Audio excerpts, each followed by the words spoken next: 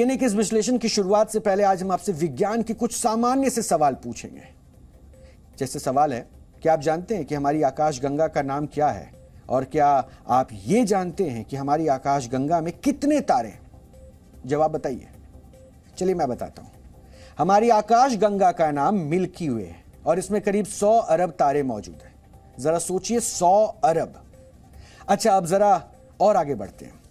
क्या आप ये जानते हैं कि हमारे यूनिवर्स में कितनी आकाशगंगाएं मौजूद हैं? जवाब है लगभग 200 अरब। और हमारी मिल्की वे की तरह ब्रह्मांड की हर एक आकाशगंगा में सैकड़ों अरब तारे मौजूद हैं। अब आप क्या ये जानते हैं कि इसमें से ज्यादातर तारों के अपने ग्रह और उपग्रह हैं, और जिस तरह पृथ्वी सूर्य की परिक्रमा करती है, ये प्लैनेट्स भी अपने तारों की परिक्रमा करते हैं। तो जरा अनुमान लगाइए कि इस ब्रह्मांड में कुल कितने प्लैनेट्स होंगे। जाहिर है, इन्हें गिनना फिलहाल हमारे बस की बात नहीं है, और इसलिए यह संख्या कितनी बड़ी हो सकती है, हम इसे आपको कुछ दूसरे तरीके से समझाने की कोशिश करते हैं। आप यह समझ लीजिए कि हमारी पृथ्वी में रेत के जितने कण मौजूद हैं पूरे ब्रह्मांड में, उससे कहीं ज्यादा प्लैनेट्स और स्टार्स मौजूद हैं। सिर्फ कल्पना करके देखिए। और अब हम आपको यह भी बताते हैं कि एक इंसान के तौर पर हमारी हदें क्या है। हमारी हद यह है कि अभी तक इन अरबों खरबों ग्रहों में हम सिर्फ 5332 ग्रहों को ही पहचान पाए, अरबों खरबों में। और यह कहने की जरूरत नहीं है कि यह आंकड़ा समंदर में बूंद जितना भी नहीं है। हमारे सोलर सिस्टम के बाहर मौजूद इन ग्रहों को एक्सोप्लैनेट्स कहा जाता है, और पिछले कुछ दशकों में हम इनके बारे में लगातार नई जानकारियां जुटाने की कोशिश कर रहे हैं। और जो जानकारियां सामने आई हैं वो ये भी हैरान करने वाली हैं। हैरानी इसलिए क्योंकि इनमें कई एक्सोप्लैनेट्स हैबिटेबल जोन्स में मौजूद हैं। हैबिटेबल जोन क्या होता है, यह समझने से पहले हम आपसे एक और सवाल पूछना चाहते हैं।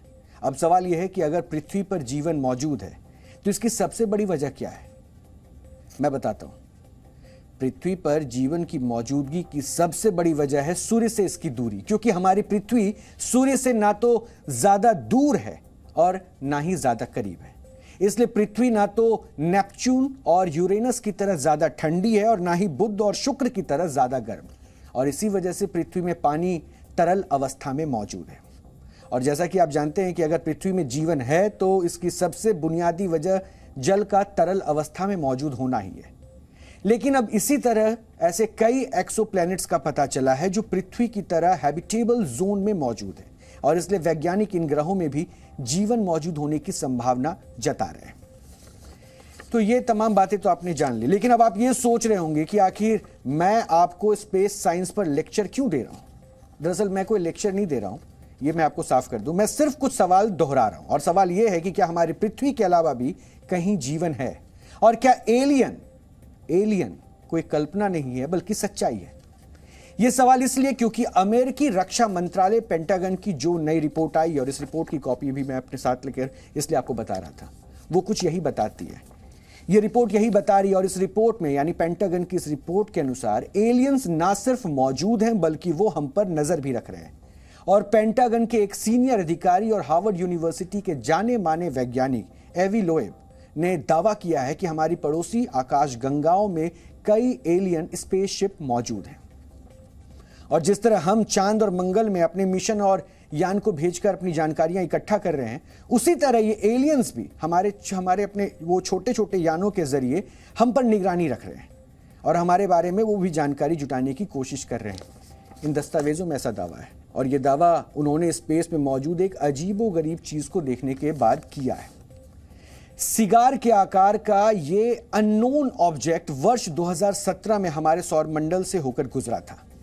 उमू आउमा नाम के इस ऑब्जेक्ट को वैज्ञानिकों ने पहले एक कॉमेट यानी कि धूमकेतु बताया था, लेकिन इसके पीछे गैस या धूल की कोई लकीर नहीं थी, जैसे कि बाकी धूमकेतुओं में नजर आती है। यही नहीं, असामान्य तौर पर यह ऑब्जेक्ट सूर्य से दूर जा रहा था, और इसकी मूवमेंट भी दूसरे कॉमेट से काफी ज्यादा अलग थी, जो कि ग्रेविटी के सिद्धांत के खिलाफ है। और इसी आधार पर वैज्ञानिक इस नतीजे पर पहुंचे कि यह धूमकेतु नहीं था, तो फिर यह उमू आउमा क्या था?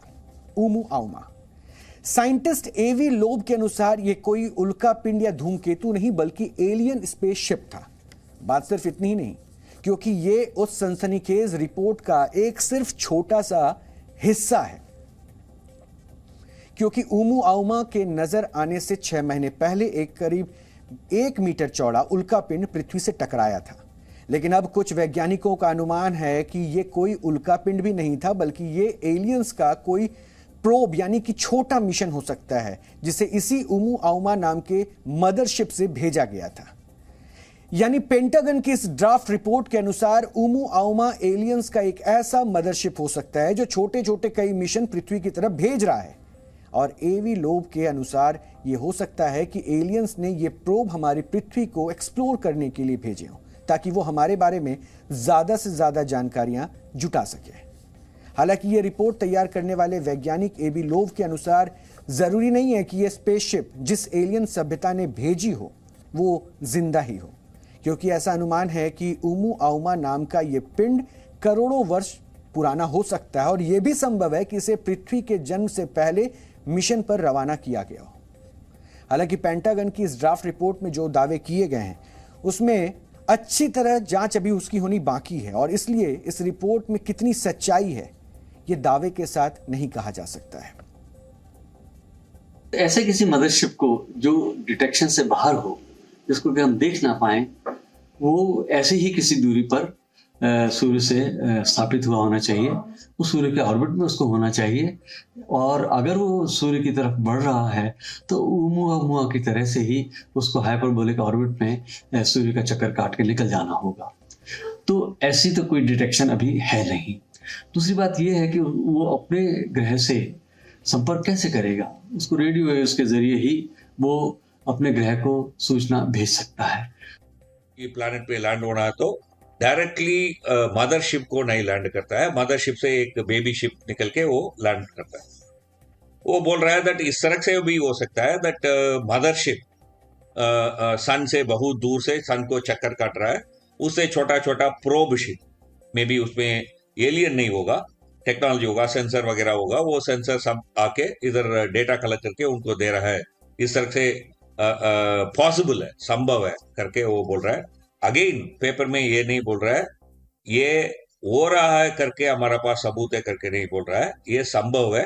वो संभव को हम रिसर्च करना है, उसको हम अध्ययन करना है करके हाईलाइट कर रहा है इस पेपर पे। यानी जो पन्ने अभी मैं आपको बता रहा था इनके बारे में, इस पे अभी रिसर्च होना बाकी है। हालांकि ये रिपोर्ट तैयार करने वाले वैज्ञानिक एवी लोब के भी अनुसार जरूरी नहीं है कि ये स्पेसशिप जिस एलियन सभ्यता ने भेजी हो वो जिंदा ही हो, क्योंकि ऐसा अनुमान है कि ओumuamua नाम का ये पिंड करोड़ों वर्ष पुराना हो सकता है और यह भी संभव है कि इसे पृथ्वी के जन्म से पहले मिशन पर रवाना किया गया हो।